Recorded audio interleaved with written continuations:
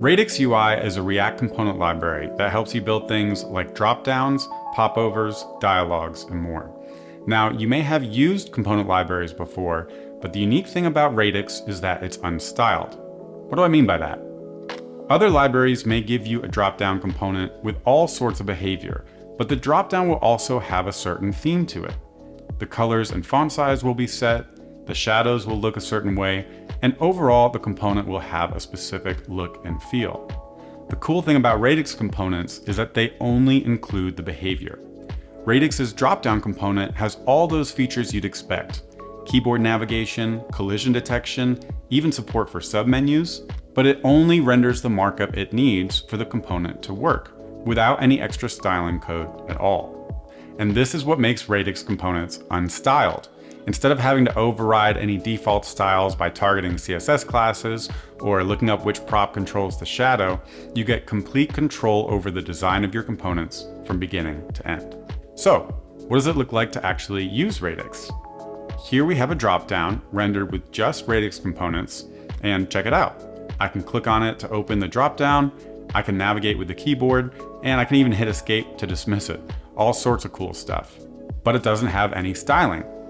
Let's say we're already using Tailwind CSS to style our application. So let's throw some Tailwind classes on our dropdown. Boom.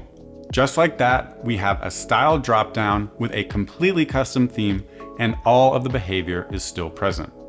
Now, maybe you're not using Tailwind. Let's switch it up and use some CSS instead. And look at that. Totally new look and feel with all the behavior still intact.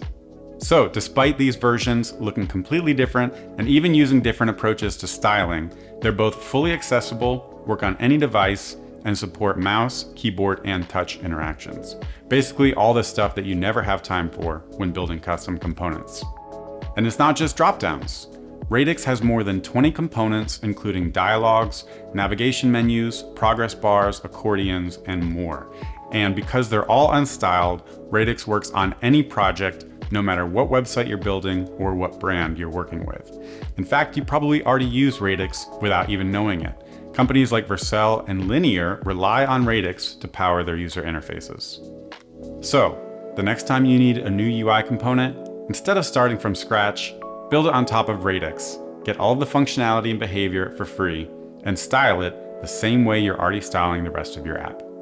To learn more, check out the docs to browse all the components, see tons of pre-styled examples, and get connected with the rest of the Radix community.